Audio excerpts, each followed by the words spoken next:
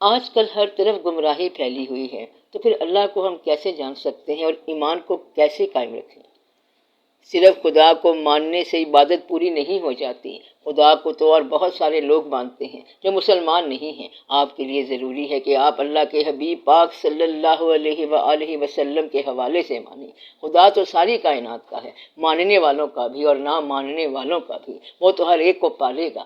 آپ اللہ تعالیٰ کو کیسے مانتے ہیں؟ جیسے ہمیں حضور پاک صلی اللہ علیہ وآلہ وسلم نے بتایا، یہ ایک انسان نے بتایا ہے، ورنہ تو آپ کے ساتھ اللہ تعالیٰ کا ڈائریکٹ کمیونیکیشن براہ راست رابطہ نہیں ہے۔ یہ بتانے والی حضور پاک صلی اللہ علیہ وآلہ وسلم کی ذات گرامی ہے، اور پھر انسان کے بتائے ہوئے راستے پر چلنا ہی آپ کی عبادت ہے۔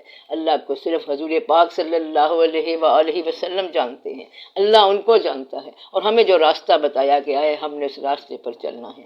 راستے کی آپ کو اطلاع مل گئی ہے کہ یہ راستہ ہے، اب اس میں تحقیق کی کوئی بات نہیں ہے کہ ہم خدا کو اس طریقے سے مانتے ہیں۔ اگر آپ اسلام کو مانتے ہیں اور حضور پاک صلی اللہ علیہ وسلم کو پیغمبر آخر الزمان مانتے ہیں، تو جو آپ صلی اللہ علیہ وسلم نے فرمایا ہے اس پر چلنا چاہیے۔ اس میں تحقیق کی کوئی بات نہیں ہے، بلکہ تسلیم کی بات ہے۔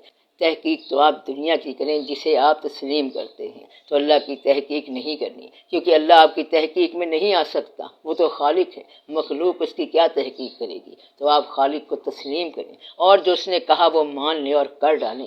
تحقیق کے لیے باقی بہت ساری دنیا پڑی ہوئی ہے، کائنات کو دیکھیں، جب آپ اس کے قریب ہو جائیں گے تو پھر پتہ چل جائے گا کہ اصل میں واقعہ کیا ہے۔ تو اللہ کا فرمان ہے کہ کائنات کو دیکھو اور غور سے دیکھو، کیا اس میں تمہیں کوئی نقص نظر آیا؟ اب دوبارہ آنکھ اٹھا کے دیکھو، پھر اپنی لٹل نیس کو دیکھو کہ تم کتنے چھوٹے انسان ہو اور میں کتنا بڑا ثبوت لے کے بیٹھا ہوں۔ کائنات کی تخلیق کرنے کا دعویٰ اللہ تعالیٰ کا اپنا ہے، اور یہ کسی انسان کا دعویٰ نہیں ہے، تو یہ صرف اللہ کا دعویٰ ہے، یہ صرف ایک خدا کا دعویٰ ہے، اور ایک خدا کا اعلان ہے۔ تو جس کا یہ دعویٰ ہے وہ کہتا ہے کہ یہ کائنات غور سے دیکھو جو میں نے بنائی ہے، میں تمہارا اللہ ہوں، اور یہ ہمارے پیغمبر صلی اللہ علیہ وآلہ وسلم ہیں، تم انسانوں میں سے ہیں، ان کے ذریعے تم اس راستے پر چلو تو پھر تم میرے فضل کے پاس آ جاؤ گے۔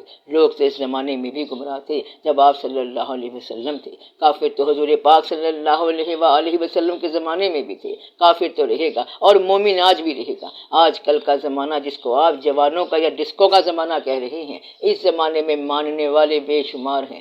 جو یہ جواز پیش کر رہا ہے کہ آج کل کے زمانے میں سارے لوگ گمراہ ہیں، تو دراصل گمراہ ہونے کی تمنا اس شخص کے اپنے اندر ہے۔ اگر سارے گمراہ ہیں تو تم راہ پر آ جاؤ۔ خوبی پیدا ہونے کا زمانہ وہی ہوتا ہے، جس زمانے میں خوبی نہ ہو۔ اب یہ آپ کا وقت ہے، موقع ہے کہ اگر سارے گمراہ ہیں تو آپ راہ پر آ جائیں، یہ بڑی نیکی کی بات ہے۔ اگر سارے بدی کر رہے ہوں اور آپ تھوڑی سی نیکی کریں گے تو یہ بڑی بات ہے۔ تو اب وقت ہے نیکی کرنے کا، جب کوئی نیکی نظر نہ آئے۔ یہ نہ کہنا کہ سارے گمراہ تھے تو پھر میں بھی ان جیسا ہو گیا، سارے جھوٹ بول رہے تھے تو میں بھی جھوٹ بولنے لگا۔ اس لیے یاد رکھنا کہ جس زمانے میں گمراہی زیادہ ہو اس زمانے میں چھوٹی نیکی بھی بہت بڑا نتیجہ دے گی۔ تو آج کل کے زمانے کی سب سے بڑی خوبی یہ ہے کہ اگر بدی نہ کریں تب بھی نیکی ہے، تو بدی نہ کرنا بھی نیکی ہے۔ اگر اس راستے کی بات سمجھ نہیں آتی اور آپ مان کے ہیں تو یہ بڑی نیکی ہے۔ تو ایمان والا کہتا ہے کہ میں جو بات سمجھ گیا ہوں وہ مان گیا ہوں، اور میں نے جو چیز نہیں سمجھی وہ بھی میں مان گیا ہوں۔ ایسا شخص ایک فکرہ دہرایا کرتا ہے کہ میں جس کو جانتا ہوں میں اسے نہیں مانتا، اور جس کو نہیں جانتا اسے میں مانتا ہوں۔ یہ فکرہ اگر کوئی کہہ دے تو یہ کافی ہے، اس سے مسئلہ حل ہو جائے گا۔ تو آپ ماننے والے کو جاننا نہ اور جاننے والے کو ماننا نہ۔ جس کو آپ جان رہے ہیں اسے نہ مانیں کیونکہ وہ غیر ہے، اور جس کو آپ جان نہیں سکتے اسے اس طرح مانتے جائیں جیسا کہ اللہ تعالیٰ اور اس کے حبیب صلی اللہ علیہ وآلہ وسلم نے بتایا ہے۔ یہ کبھی نہ کہنا کہ میں پہچان گیا، اور یہ کہ اللہ کو میں نے پہچان لیا۔ اللہ کو پہچان نہیں سکتے، تحقیق سے اللہ کو کیسے پہچان سکتے ہیں؟ تسلیم سے اللہ کو مان سکتے ہیں۔ یہ وہ اللہ ہے جو دلوں کے قریب رہتا ہے اور انسان سے دور رہتا ہے۔ تو وہ اللہ ہے جو دل کے قریب ہے اور بندے سے دور ہے، شاہ رگ سے قریب ہے اور انسان سے دور ہے۔ اب یہ خاص واقعہ ہے اور سمجھنے والی بات ہے کہ قصہ کیا ہے۔ یہ بات عمل کرنے سے سمجھ آ جائے گی، ورنہ سمجھ نہیں آئے گی۔ پیغمبروں کے واقعات سے بات سیکھا کرو۔ پیغمبروں کو سخت واقعات بھی پیش آئے، مشکل زمانے بھی آئے، لیکن کسی پیغمبر نے نہ مایوس مایوسی کی اور نہ بددلی کی۔